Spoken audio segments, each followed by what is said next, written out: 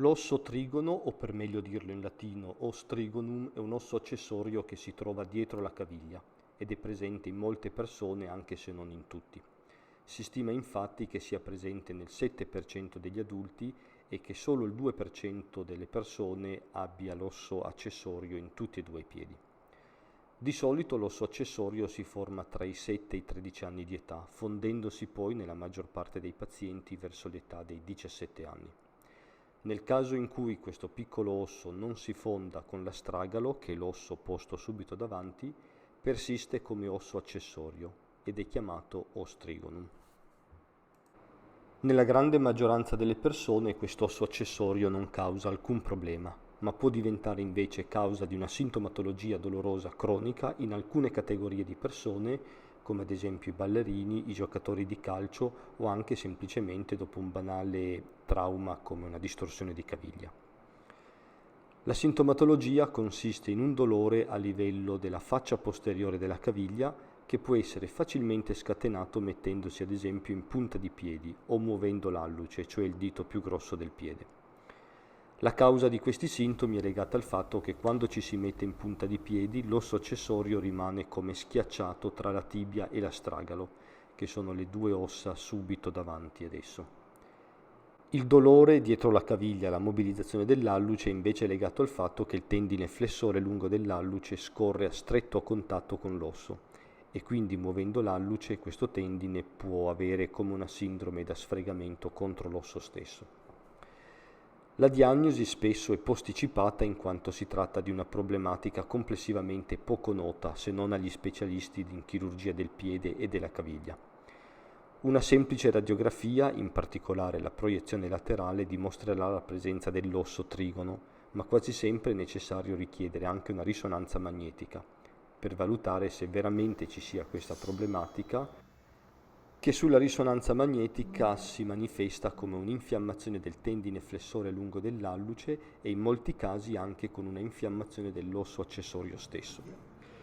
In caso di sospetto dell'osso trigono può essere utile, per avere un'ulteriore prova, un'ulteriore conferma, eseguire una semplice infiltrazione con solo anestetico locale sotto controllo ecografico.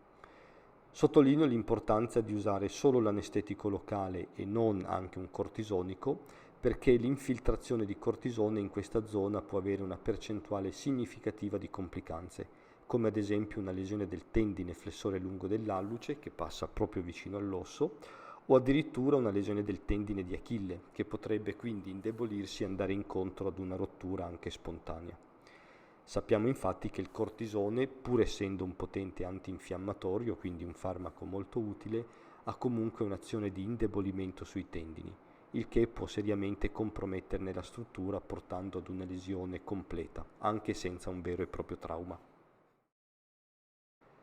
Nel caso in cui dopo l'infiltrazione di anestetico locale non si abbia più dolore, anche se solo temporaneamente, la diagnosi è praticamente fatta e confermata.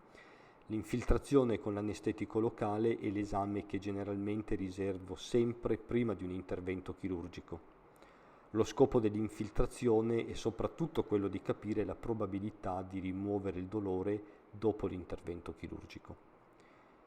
Bisogna considerare che non sempre l'approccio conservativo purtroppo porta a un completo miglioramento. Con l'approccio conservativo intendo gli antinfiammatori per bocca o locali, il riposo funzionale e la fisioterapia. In caso di insuccesso da parte dell'approccio conservativo bisogna infatti considerare l'intervento chirurgico di rimozione, cioè di asportazione dell'osso accessorio, che si può tranquillamente eseguire con un approccio mini-invasivo, cioè con dei piccoli taglietti della pelle. Si tratta di un intervento chirurgico in cui cioè vengono praticate 2, massimo 3 piccole incisioni della pelle per permettere l'utilizzo dell'endoscopio, cioè di una telecamera che ha un diametro di circa 4 mm e degli strumenti chirurgici. L'accesso chirurgico generalmente non supera i 5-6 mm di lunghezza per ciascuna delle 2 o 3 incisioni. L'intervento chirurgico può essere eseguito sia in anestesia generale, che chiamiamo narcosi, che con un'anestesia spinale, cioè facendo una puntura a livello della schiena.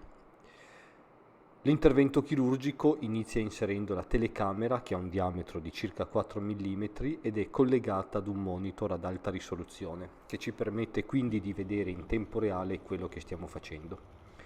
Subito dopo inseriamo uno strumento che si chiama shaver, che taglia e aspira i tessuti in modo da darci la possibilità di vedere bene quello che stiamo facendo. Questo strumento chirurgico è inserito attraverso una seconda incisione della pelle.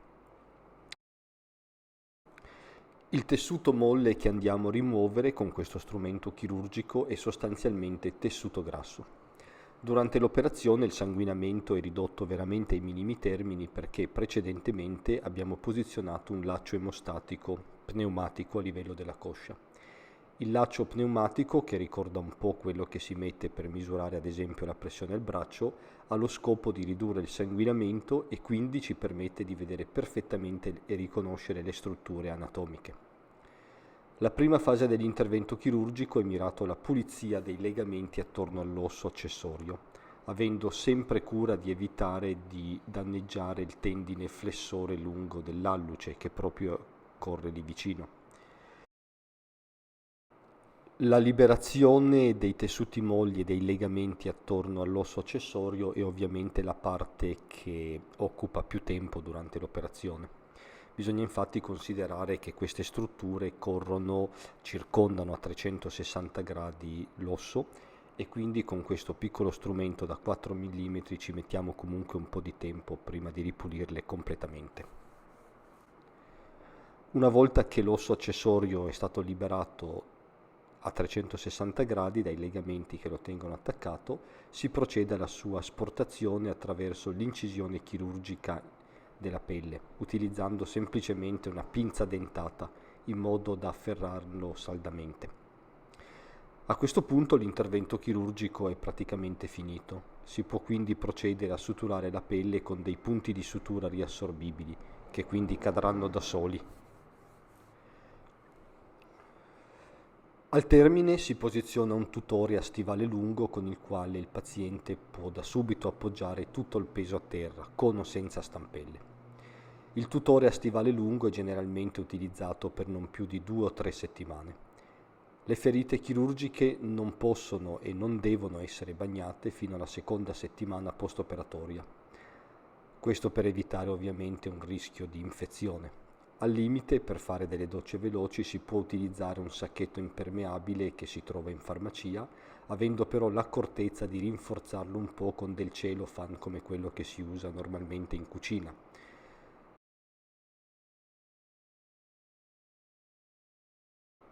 Il rischio di trombosi venosa profonda è basso, questo proprio perché i pazienti possono da subito appoggiare il peso. Tuttavia, per non correre rischi, conviene, almeno per la prima settimana, eseguire una iniezione di eparina a basso peso molecolare ogni giorno. Ci sono in commercio anche degli antitrombotici per bocca, però sinceramente consiglio sempre di usare l'eparina, che è un farmaco decisamente più sicuro. Lo stesso paziente di cui vi ho presentato il video intraoperatorio si trova ora a una settimana dall'intervento chirurgico ed è venuto in studio per la medicazione. I 2 piccoli tagli sono stati suturati con un filo di sutura riassorbibile e le ferite potete vedere che stanno guarendo bene. Il paziente riesce già a muovere bene il piede verso l'alto e verso il basso praticamente senza problemi e senza dolore. Non fatevi impressionare dal colore rosso che circonda le ferite, non è sangue ma è semplicemente il disinfettante usato prima di iniziare l'operazione.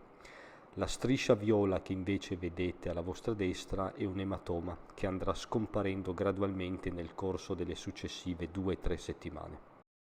Lo stesso paziente, dopo la medicazione, vi ricordo che siamo a una settimana dall'intervento, cammina senza problemi, usando solo una ciabatta, con carico completo e senza usare stampelle. Non prende praticamente alcun antidolorifico. Siamo adesso arrivati a 2 settimane e questo giovane paziente di circa 25 anni cammina ancora meglio, riuscendo a mettersi anche in punta di piedi senza problemi. Lo stesso movimento prima dell'intervento era doloroso ed è stata proprio questa la ragione che lo ha portato da me inizialmente. Prima di tornare a guidare o a lavorare consiglierei perlomeno di essere in grado di mettersi in punta di piedi senza avere particolari problemi. Benché generalmente questo sia possibile nell'arco di 2-3 settimane, bisogna naturalmente tenere conto che alcune persone hanno bisogno di un periodo di riabilitazione un po' più lungo, legato magari alla persistenza del dolore o del gonfiore. In questi casi, ma generalmente non prima di 2 settimane, consiglio di fare della fisioterapia. Tenete comunque presente che dopo l'intervento, in base a come vi sentite, potete già mobilizzare liberamente la caviglia muovendo il piede su e giù e massaggiando il piede. Non bisogna evidentemente esagerare a camminare, se no la caviglia e il piede gonfieranno e potranno fare male. Mettere del ghiaccio localmente dopo l'intervento sarà sicuramente molto utile per ridurre il gonfiore. Importante tuttavia che la borsa del ghiaccio sia applicata più volte al giorno per un periodo limitato di tempo, cioè per non più di 10-15 minuti ogni volta. Di seguito troverete l'elenco con i principali rischi dell'intervento chirurgico che tuttavia statisticamente sono estremamente bassi. Vi invito comunque a parlare e a discutere con il vostro chirurgo su questa evenienza prima di decidere di sottoporvi all'intervento chirurgico.